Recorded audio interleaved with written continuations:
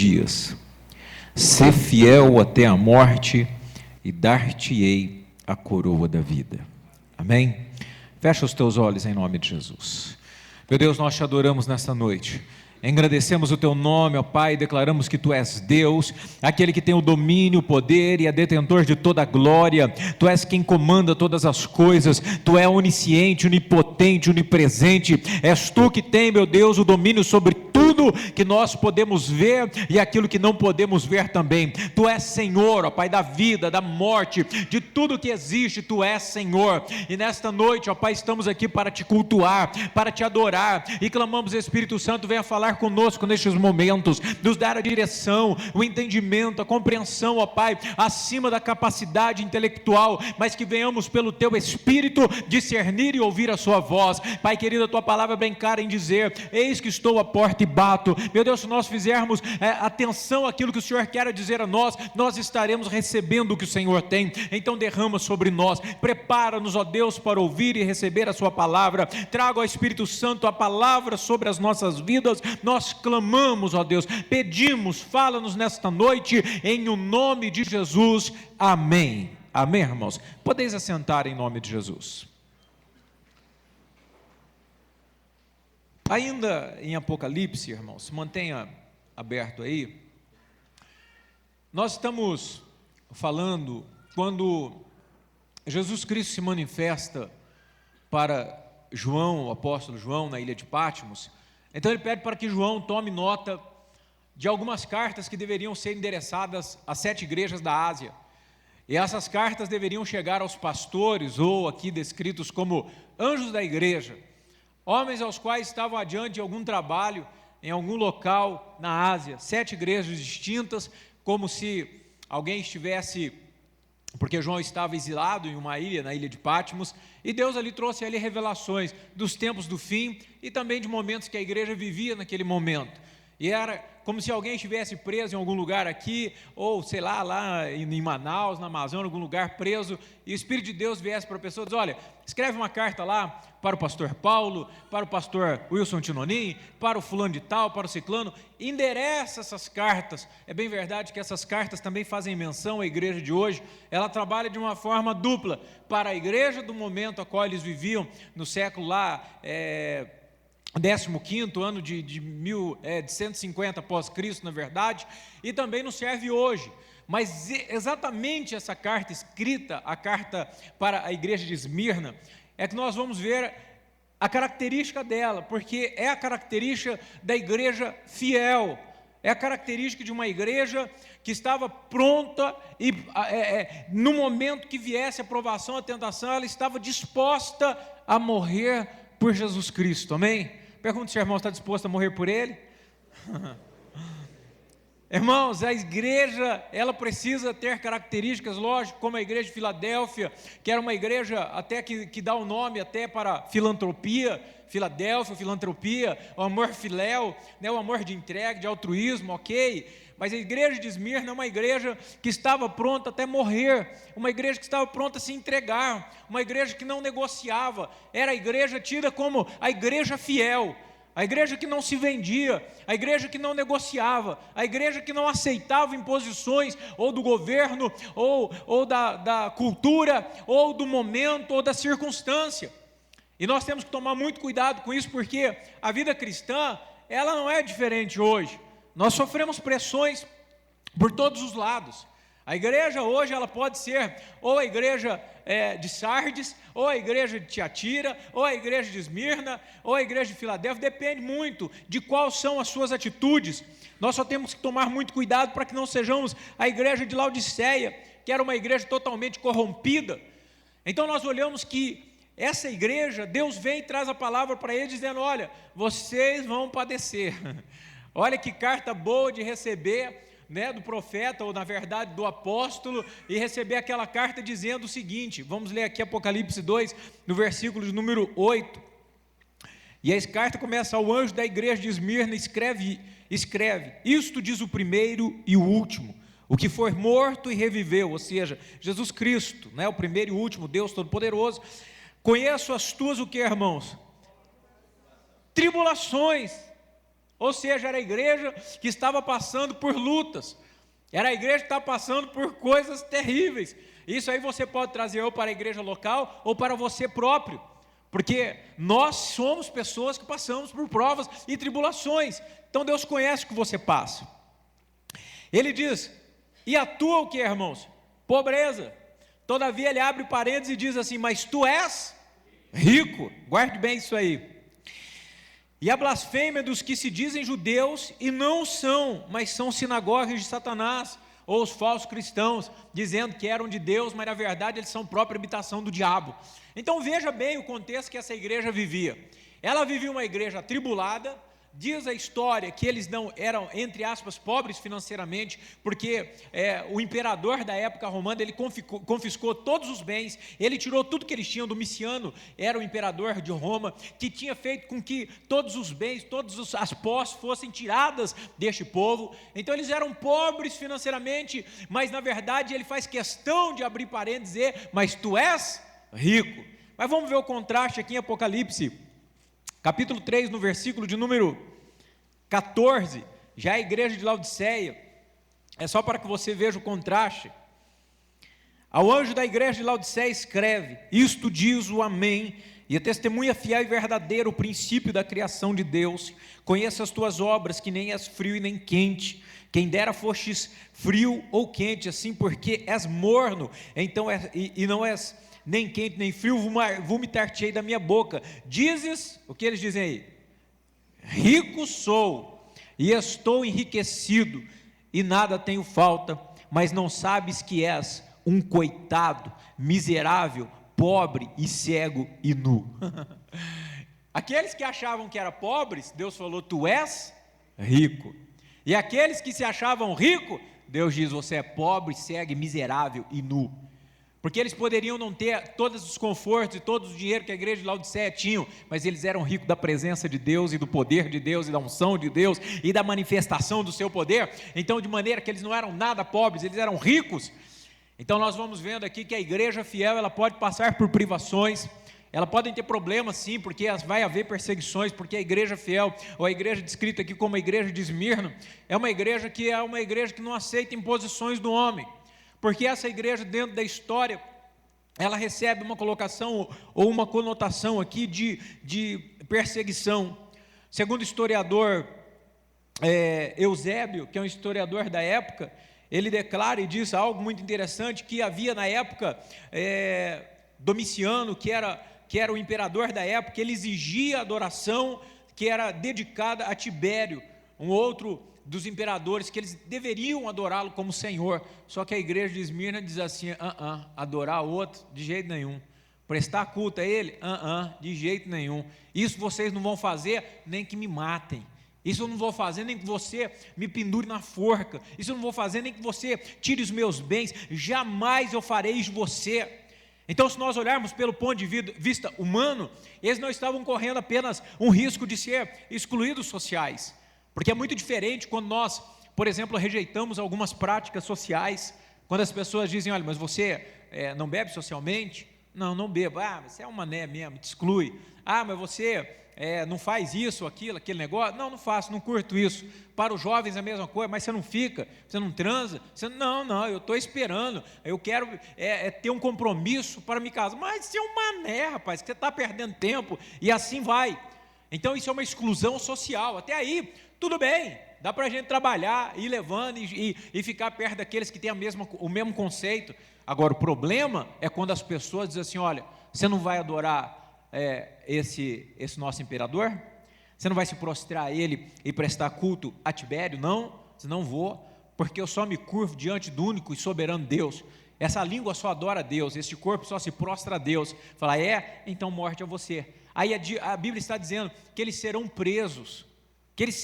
No versículo número 10, ele diz que eles vão ser presos, e para que sejam provados, e terão tribulação de 10 dias. Aí é descrito, estava vendo, essa tribulação de 10 dias, para a época, ela se desenvolve em 10 imperadores que perseguem a igreja, que matam a igreja, que tentam dizimar a igreja, mas em tempo algum esse povo abre mão de fazer o que Deus quer. Amém? Agora, toda essa fidelidade é em troca de quê? Por que é que eu devo ser fiel e por que a igreja de Esmirna permanece fiel e leva o nome da igreja fiel ou a igreja fiel até a morte?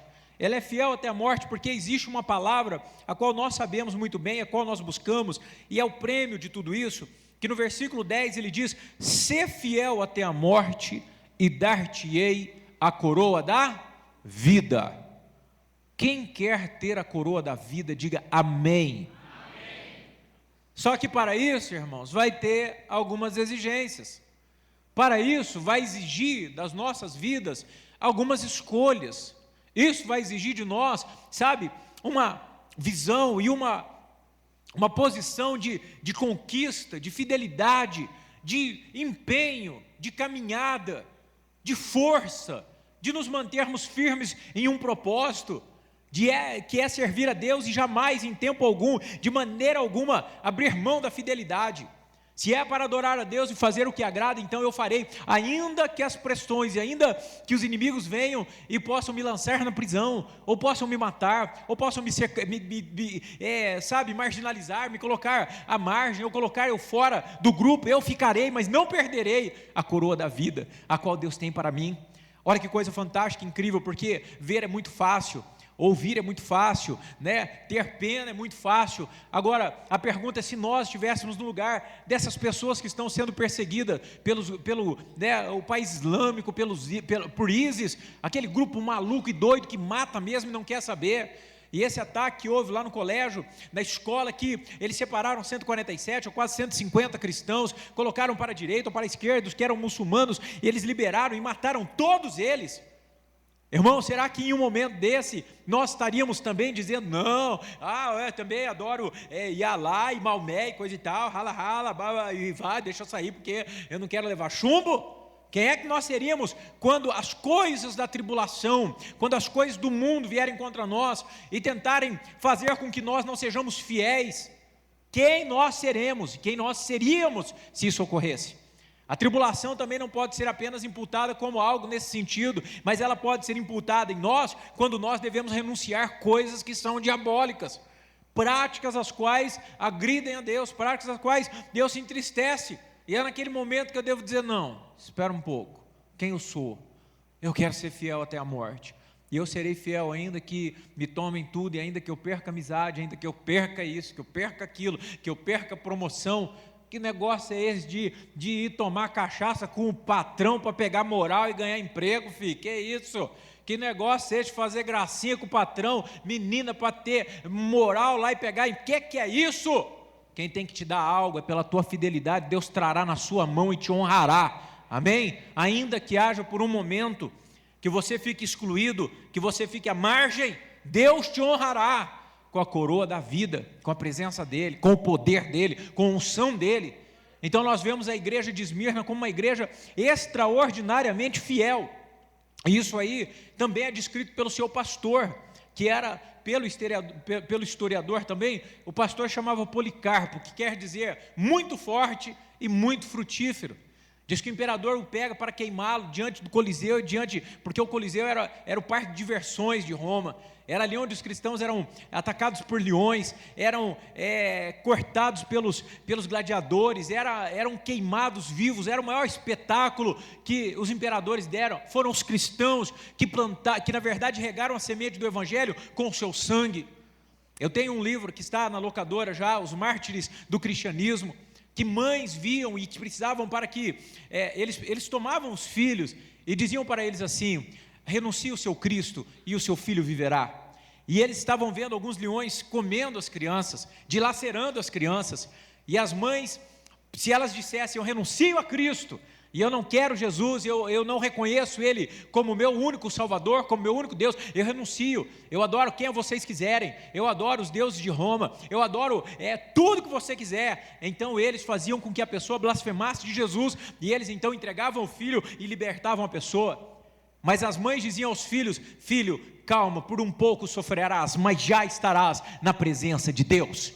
O que é isso, uma mãe fazer para o seu filho, para que ele tivesse força diante da garra e dos dentes dos leões?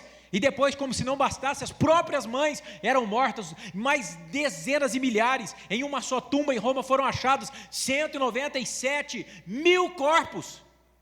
Bom, acho que exagerei, 197 corpos. 197 pessoas de uma só igreja lançadas nas tumbas, porque eram mortas e mortas por não negarem a Cristo, porque permaneciam fiéis. Este pastor, o anjo da igreja, Policarpo, um homem forte e frutífero, diz que o governador chega a ele e diz assim: renuncie a Jesus, entregue-se, negue a Jesus. E ele diz: não entregarei a minha vida a outro e qualquer que possa ser, porque durante 86 anos servi a Cristo, e não é agora que não serei fiel, pois toda a minha vida Ele foi fiel a mim, e eu permaneço fiel a Ele. Pode matar.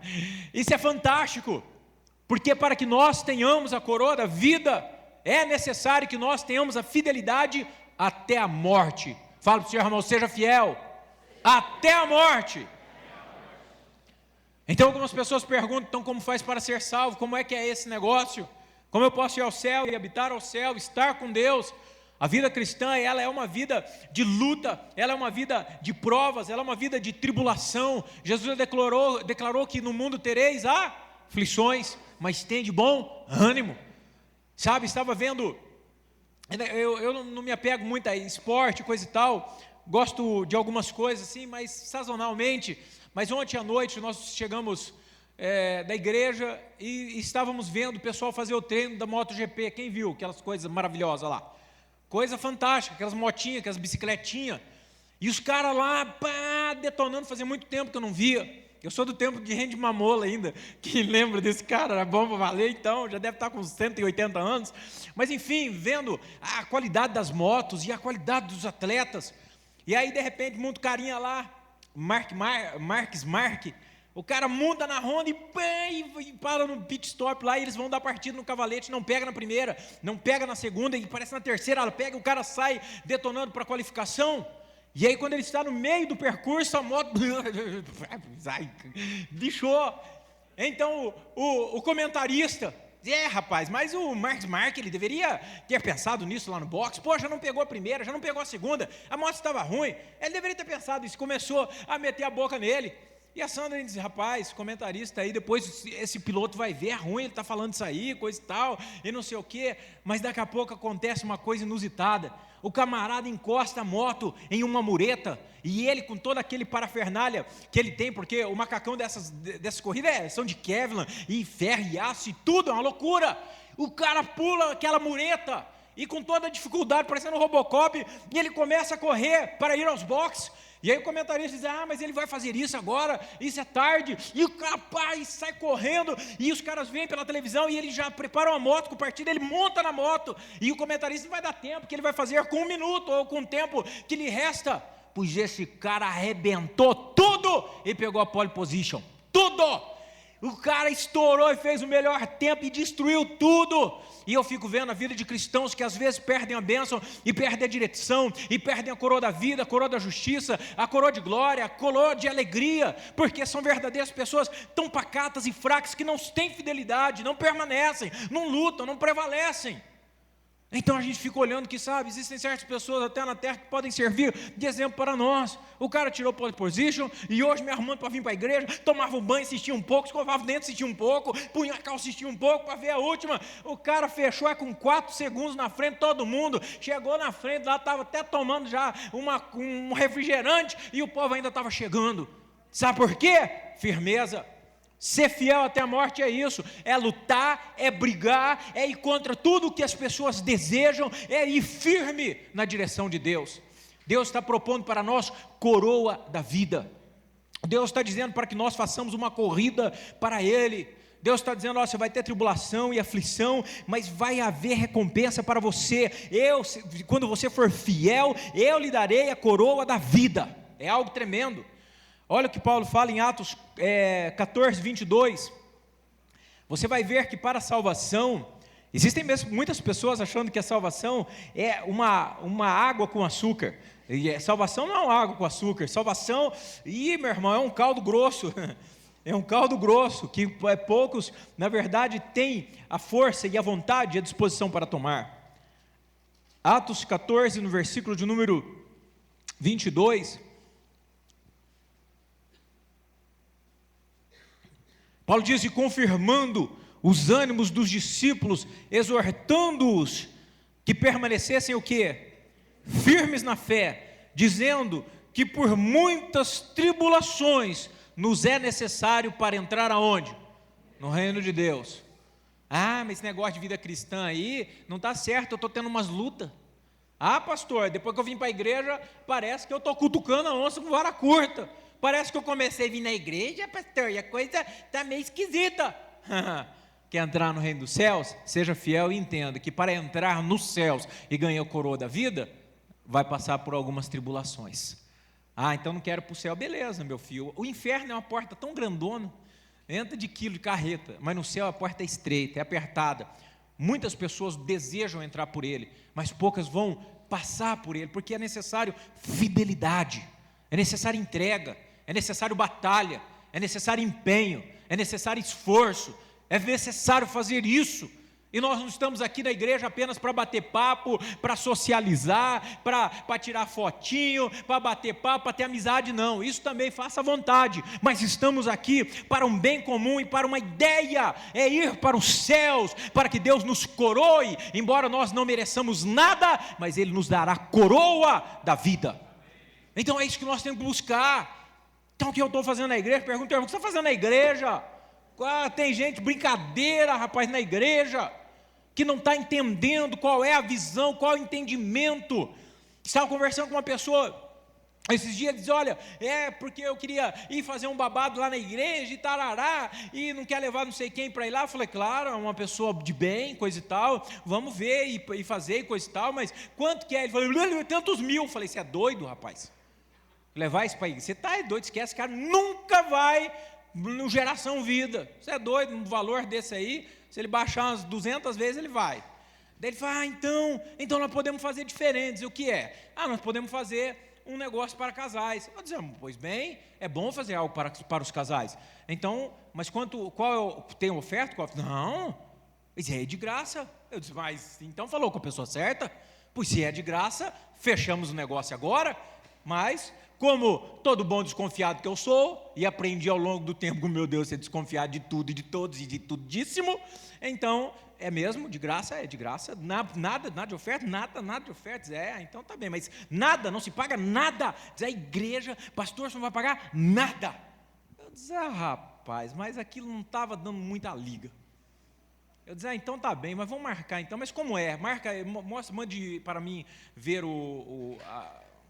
a palestra do pastor e coisa e tal. Diz: não, tá bem, pastor, é isso, só um detalhe. Ele falou: só um detalhe. Eu disse: lá vem o que faltava. Ele disse que olha, precisamos vender as apostilas para os membros. Eu disse: é mesmo? E quanto é? Vintão. Eu falei: vintão. Eu coloco lá 200 casais. Nós estamos falando em 4 mil reais. 4 mil reais. Diz: não pode, irmão. O cristianismo não é isso. 4 mil para o camarada ministrar casais. Eu falei: irmão, você não está precisando mais um ministrador aí, não? Eu tenho uns dias vagos aí que eu posso ir, hein, Sérgio? 4? Então as pessoas estão pensando que o evangelho, ele é uma cesta matinal, que vem quick, que vem ovo maltine, que vem chocolatinho, bombonzinho, as coisas. Não é assim, não.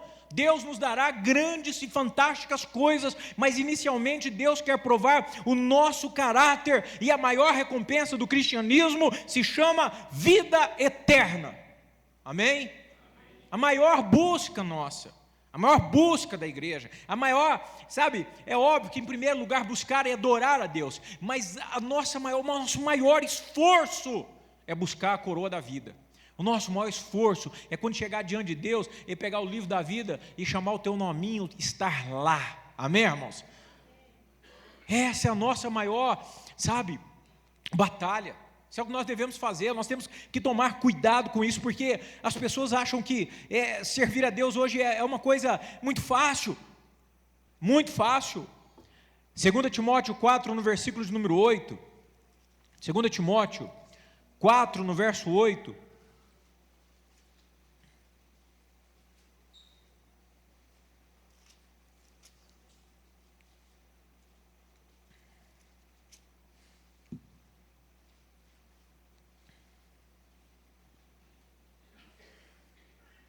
Paulo nos fala dessa recompensa também, uma coroa espiritual, e ele diz: desde agora, a coroa da justiça me está guardada, a qual o Senhor, justo juiz, me dará naquele dia, e não somente a mim, mas também a todos os que amarem a sua vinda. Amém, irmãos? Diga: Deus tem uma coroa para mim. Aleluia, isso é bom. Mas a Bíblia também diz em Apocalipse, e a Bíblia fala, ele diz assim: olha, cuidado, olha a advertência, para que ninguém roube, o quê? Sua coroa. Aí eu estou lembrando, vocês são fogo, hein? Ela diz assim: fala assim, não sei o que da sua coroa. Ele falou assim: vou falar que minha mulher é coroa.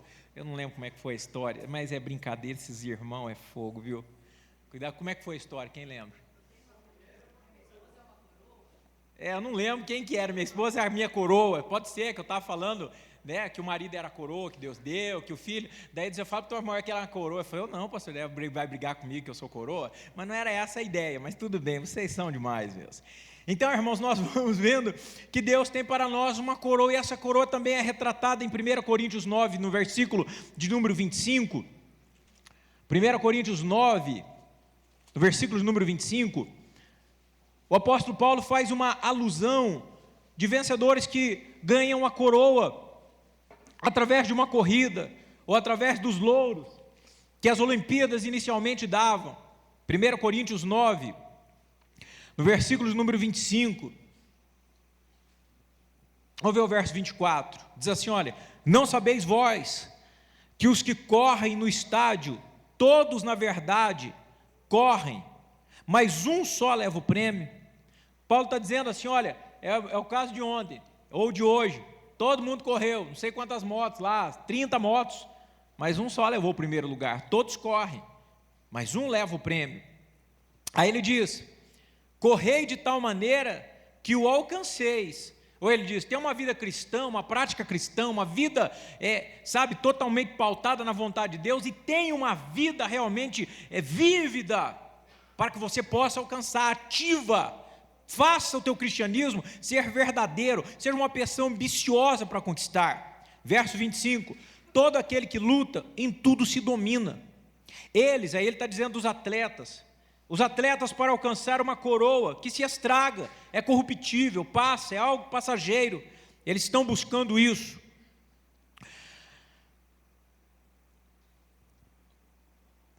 Até que me perdi aqui, irmãos. 25, uma coroa corruptível, nós, porém, uma incorruptível, ou seja, uma que não se estraga. Portanto, corro, ele traz para ele, não como indeciso, ele está dizendo não como um panaca, né, batendo no vento. Ele está combatendo não como uma pessoa que não tem uma diretriz, que não tem uma visão, que não tem um padrão, que não tem um norte para seguir. Ele não está correndo igual, mas eu sou crente, mas vamos para a balada, filho, vamos lá fazer tudo errado. Mas meu pastor não gosta. Meu filho, faz isso. Não, se o pastor souber, está lascado. Não vou, porque eu sirvo a Deus, não quero desagradar a Deus. Vai você. Você não quer vir para a igreja comigo? Não, porque do caminho que você está indo, filho, o diabo vai abraçar você loguinho, hein? Que é isso, pai? Está louco? Vamos lá, pai, nada a ver. Tua mãe não vê, teu pai não vê, não interessa, mas meu Deus que mora em mim vê. Vai você então, porque eu não vou. Olha o combate, olha a diferença. Olha que coisa fantástica.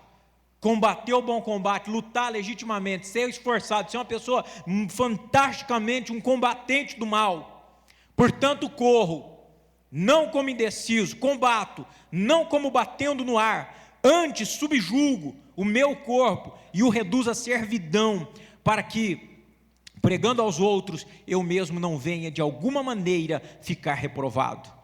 Ou seja, eu sou fiel e eu não quero ir para o mal, e eu vou fazer com que o meu corpo faça o que o Espírito de Deus quer, a sua vontade. Eu reduzo ele à servidão. É ele que me obedece, não sou eu que obedeço o corpo, porque eu quero ganhar uma coroa, e é uma coroa que não é corruptível, que se estraga, mas é uma coroa eterna, é a coroa da vida. Amém, igreja? E nós vamos fazer da mesma maneira para alcançar a salvação em Jesus. Amém? Coloque-se em pé em nome de Jesus. Vamos orar para que Deus nos dirija, que nós sejamos como foram os cristãos da igreja de Esmirna, que nós sejamos como foi o pastor Policarpo, um homem que morreu mesmo sob ameaça de morte, morreu realmente, ele foi um mártir, ele morreu queimado. Que nós sejamos como eles, não importa a pressão que venha, não importa as coisas que tentem nos cercar, que tentem nos, fazer parar, nós iremos dizer como ele diz, como o historiador falou, olha, há 86 anos, Deus é fiel a mim, Ele tem guardado a minha vida e eu serei fiel a Ele, não trocarei, não abrirei mão da sua fidelidade, como mães que perderam seus filhos, como mulheres que foram violentadas, como homens que foram decapitados, como cristãos que foram queimados por Nero no piche, como tochas para iluminar a cidade, nós seremos fiéis até o fim, porque a recompensa é receber a coroa da vida, amém? Coroa da vida, a presença de Deus aqui na terra, a proteção de Deus aqui na terra, ainda que hajam tribulações, ainda que hajam problemas, ainda que hajam perseguições, mas Deus, talvez você pode dizer, eu sou pobre, eu estou padecendo, Deus vai falar para você, tu não é pobre, tu és rico, você não está padecendo porque eu sou tua força, eu estou com você. Talvez alguns podem dizer, mas eu estou servindo a Deus, olha como eu estou, conversa, só casca, por dentro está só destruição, porque quando nós temos Deus, é que nós somos verdadeiramente abastecidos, abençoados, amém? Coloca a mão em seu coração. Pai amado, nós te adoramos, Senhor, Tu és fiel, ó Pai, fiel a nós Tu és, Tua palavra diz em Deuteronômio que Tu és fiel, e a Tua fidelidade dura para sempre. Meu Deus querido, nos ensina a termos a sua característica, nos ensina, Jesus, sermos como o Senhor foi, como ovelha muda, Pai, levado pelos seus tosqueadores para o matador, assim o Senhor foi, não abriu a sua boca, Pai, não negou, todavia se entregou por nós. Nós queremos assim ser como Paulo diz, ó Pai, alguém que luta legitimamente, alguém que persegue o alvo, sermos, ó Deus, como o Senhor disse para o povo de Esmirna, ser fiel até a morte, dar-te-ei a coroa da vida. Pai, nós queremos, ó Deus, receber esta coroa, nós queremos ter a Tua presença e lhe agradar em tudo que nós fizermos, que a nossa vida seja uma fonte de prazer para o Senhor, que a nossa vida seja uma fonte, ó Deus, de alegria para o Senhor, porque quando chegar aquele grande, maravilhoso dia, Tu nos entregará a coroa da justiça, não somente a Paulo, como ele diz, não somente a ele, mas a todos quanto amam a sua vinda. Eles quer dizer, ó Pai, aqueles que esperam o Senhor vir, aqueles que estão preparados, que anelam por sua vinda, que esperam, ó Deus, quando o Senhor virá nos buscar, que tem desejo de Te encontrar. Então esta coroa está separada para todos estes que amam o Senhor e que querem estar com o Senhor. Que o Teu poder, ó Espírito Santo, esteja sobre nós. És Tu, meu Deus, que pode nos convencer, és Tu que traz, ó Pai Santo, a visão da consequência do pecado, do juízo que virá. Então age em nós, ó Deus, para que sejamos transformados pelo poder da palavra e conduzidos pelo poder do Senhor, ó Espírito Santo. Que, meu Deus, a nossa regra de fé não seja o homem, não seja a emoção, não seja, meu Deus querido, os achismos, não sejam os modismos, mas seja a Sua palavra, meu Deus, caminho, lâmpada para os nossos pés, que nos dará segurança para andarmos, ó Deus, nesse vivo caminho que é a Sua palavra. Cobre cada um com Teu sangue, com Teu poder. Ajuda-nos, ó Pai, a sermos fiéis até o fim, até a morte, ó Pai, quando mesmo em perigo, Senhor, iminente das nossas vidas, possamos permanecer fiéis, para que o Senhor nos dê esta coroa. Pai, nós oramos, Te adoramos e agradecemos por tudo, e Te louvamos, ó meu Deus, em o nome de Jesus. E todos digam amém e aplaudam o Senhor. Louvado e engrandecido seja o nome do Senhor. Aleluia. Grande é o nome do Senhor. Aleluia. Aleluia. Graças a Deus. Amém, irmãos? Podem se sentar em nome de Jesus. Prepare-se para receber uma coroa. Existe uma música, eu não me lembro direito o nome do pessoal, Ouvir e Crer. E eles dizem, e eles cantam, como eu poderei ficar com a coroa? Porque por mais que nós fizermos diante desse Deus, nada vai se comparar ao que Ele fez por nós. Então ele canta que ele vai arrancar a coroa e vai lançar aos pés de Jesus.